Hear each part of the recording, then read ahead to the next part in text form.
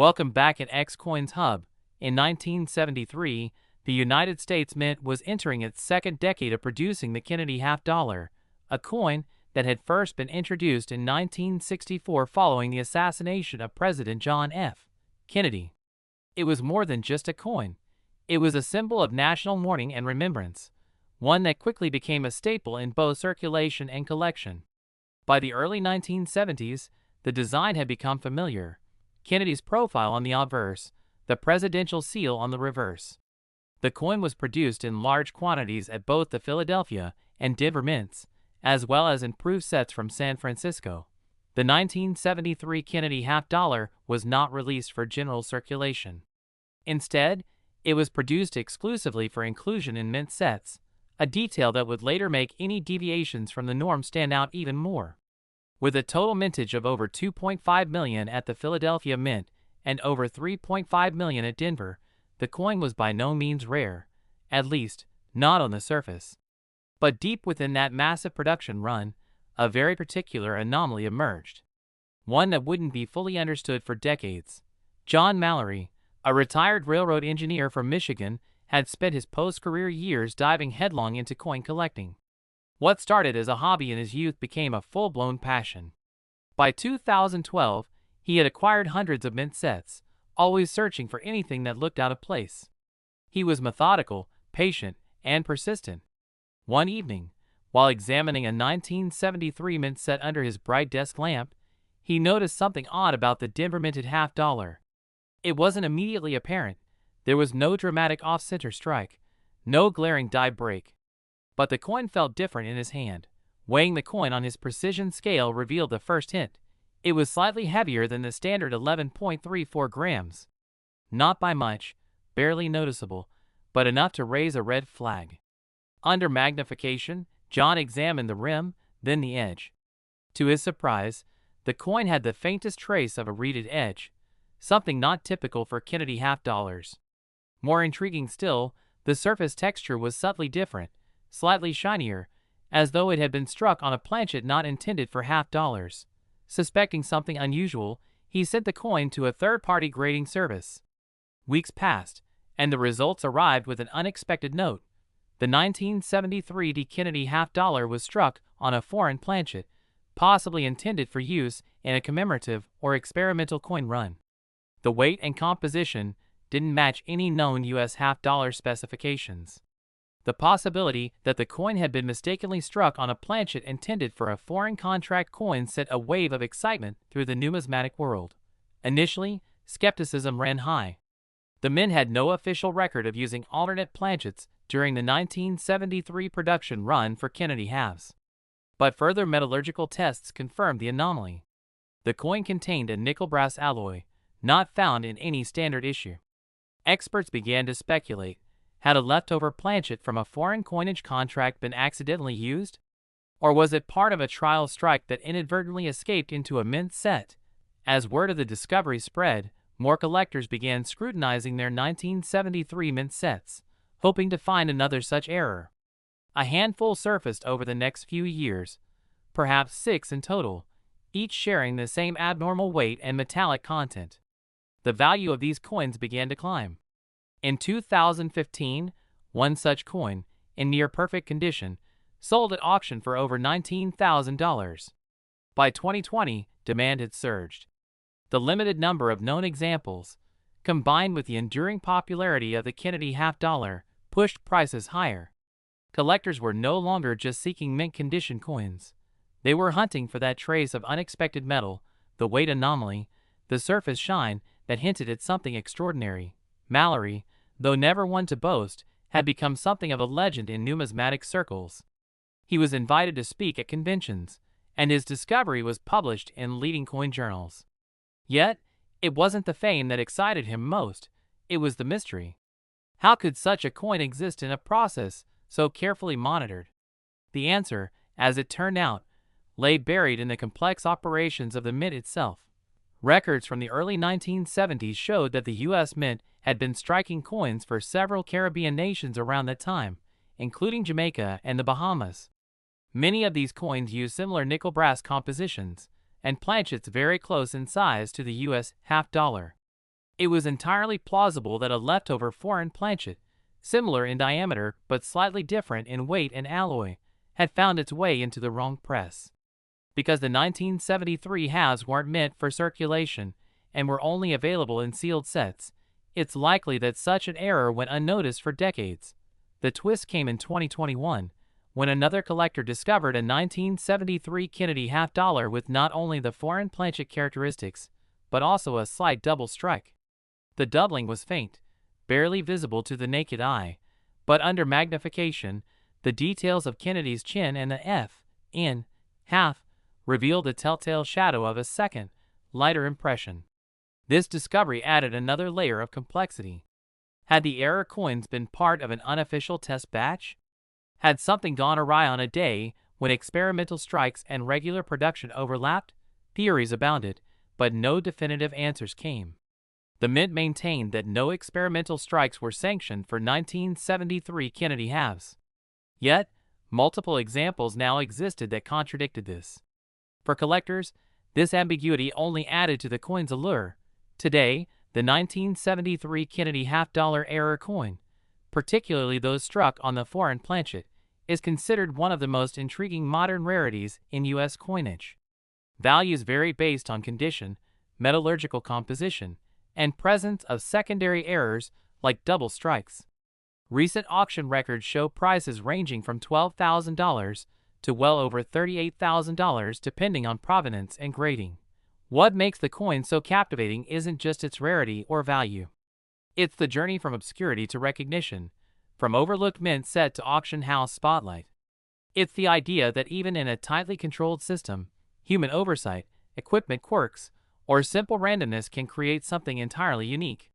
A small slip of metal, minted in 1973, destined for anonymity, instead became a prized mystery, a story still unfolding in the hands of collectors everywhere. By the time the U.S. Mint struck the Kennedy half-dollar in 1998, the coin had long since transitioned from daily circulation to a collector-focused issue. Introduced in 1964, the half-dollar had originally seen widespread use, but in the decades that followed, it gradually fell out of favor in everyday commerce. In 1998, most half-dollars were minted not for practical transaction, but for inclusion in mint sets or collector rolls. The design remained consistent: John F. Kennedy's left-facing portrait on the obverse and the presidential seal on the reverse. Yet within that year's production run, something slipped through the cracks. It wasn't until 2002 that a collector named Maria Donnelly from Northern Illinois noticed a peculiar specimen in a bag of coins she purchased from a dealer clearing out old inventory. The coin looked like an ordinary 1998 Kennedy half-dollar at first glance. But the moment it caught the light, a subtle difference revealed itself. Kennedy's features seemed oddly softened, and the profile appeared slightly sunken compared to other examples. Intrigued, Maria placed it under magnification. What she saw wasn't simple wear. The entire obverse lacked the crispness typical of a business strike, yet it wasn't fully reflective like a proof either. Weighing the coin added more intrigue. It was slightly heavier than standard. And then came the most telling detail. The edge, instead of the standard copper-nickel clad striping, showed signs of solid silver coloration. It wasn't a proof, and it wasn't a standard business strike. It was something in between.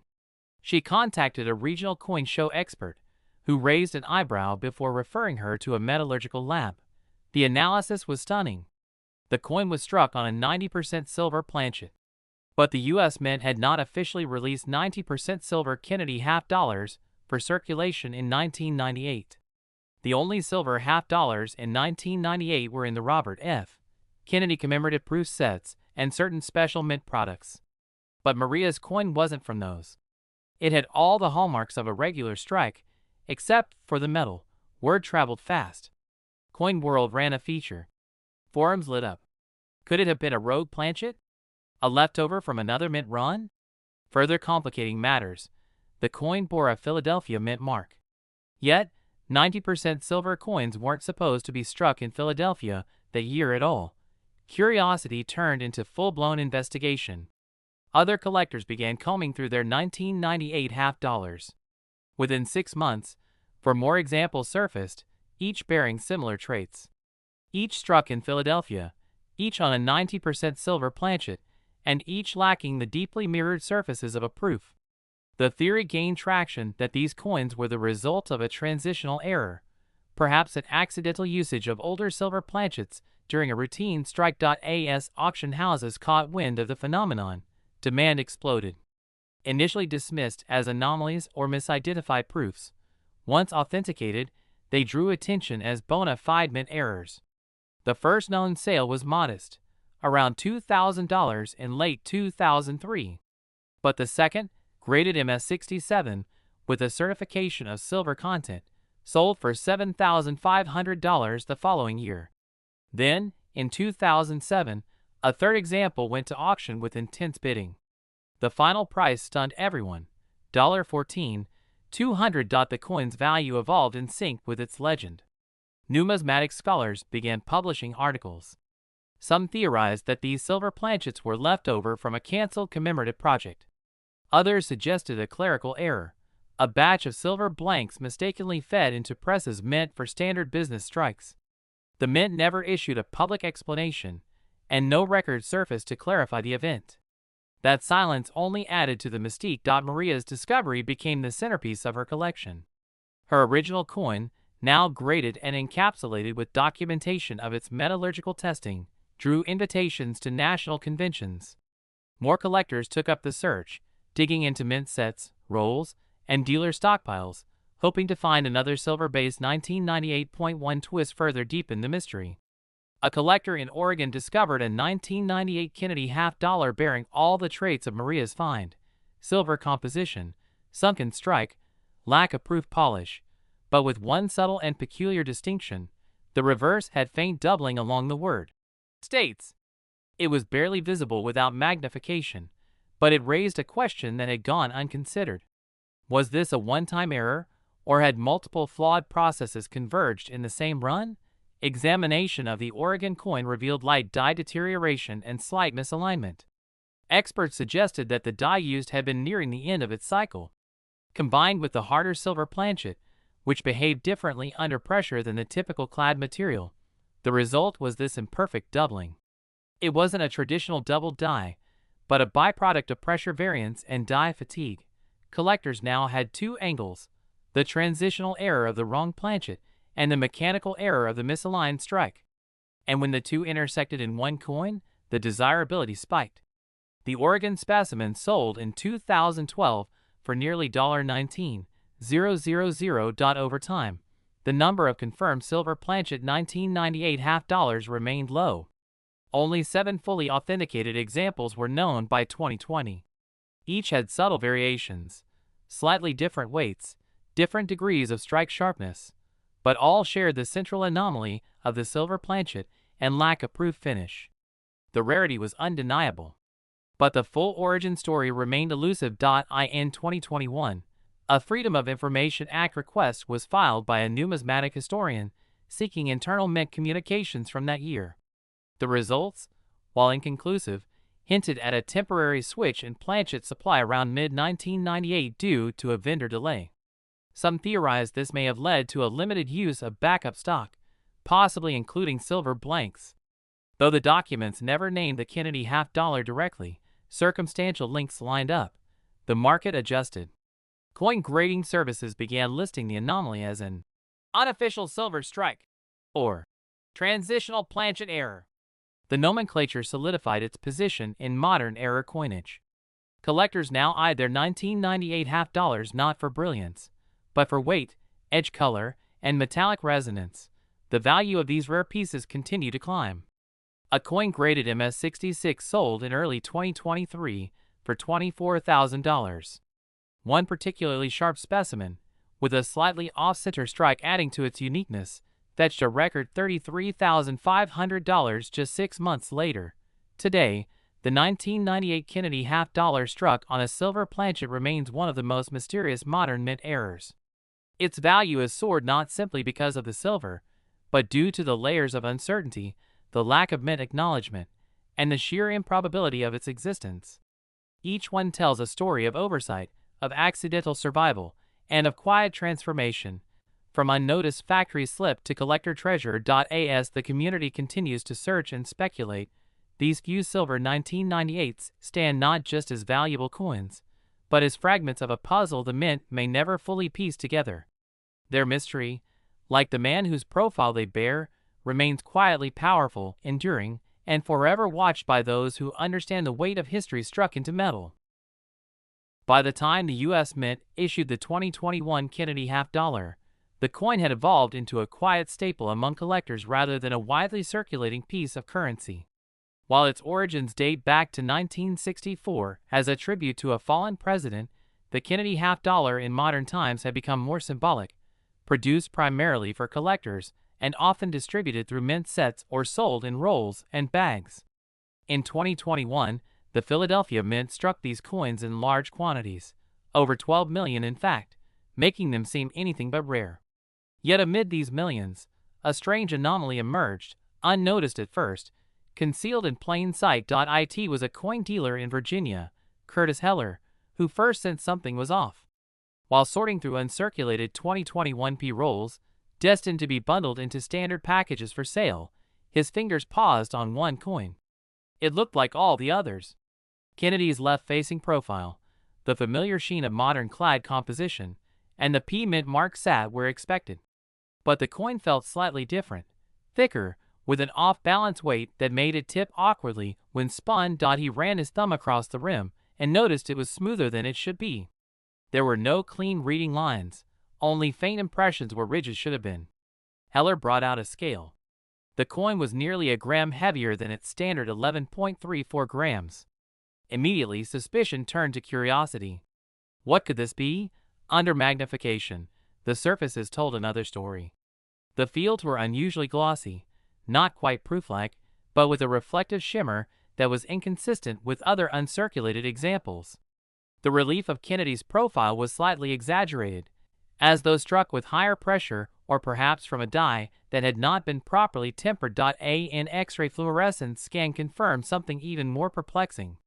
The coin's composition registered inconsistencies.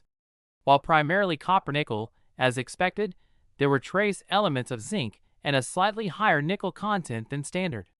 Heller sent the coin to a third-party grading service, which confirmed that it had likely been struck on a foreign planchet, one not intended for Kennedy half-dollars at all. This single error transformed what had seemed like an ordinary year for the series. The idea that a foreign or incorrect planchet had been used within the Philadelphia Mint for a modern coin was almost unthinkable in an age of rigid quality control. Yet here it was, in Heller's hand, a coin that shouldn't exist. The news of the 2021 P error spread cautiously at first. Heller had been meticulous, verifying every detail before presenting it publicly. At a coin expo later that fall, he displayed the piece under glass, and the response was electric. Collectors, many of whom had dismissed the modern Kennedy series as mundane, suddenly found themselves reevaluating their 2021 P rolls. Within 3 weeks, 2 more examples surfaced, both from different parts of the country, both displaying similar abnormalities. One had a thinner rim, but the same elevated weight and glossy field. Another had what looked like minor doubling on the Liberty inscription, though not the kind associated with die doubling. These characteristics, subtle though they were, marked the beginning of a hunt that had numismatists reevaluating the integrity of one of the mint's most consistent production lines. As more of these strange specimens were found, never in large quantities, always in ones and twos, questions mounted. Had a batch of foreign or misclassified planchets made their way into the Kennedy presses? Was this a one-time occurrence, or part of a larger issue? The Mint, when contacted, offered no comment. That silence, as in many past coin mysteries, only intensified the interest. By mid-2022, 6 confirmed specimens existed. Each had slight variations, one with a slightly more convex surface, another with a faint rotation error, yet all shared the off-weight, the glossed-over finish, and the tactile irregularities that marked them as outsiders among their clad brethren. Collectors began calling them those planchet Kennedys, for their appearance on planchets that seemed borrowed from another coin's production line, not quite belonging in their current form. Heller's coin became the benchmark, eventually graded MS-66 and recognized by a prominent grading service as an off-metal strike.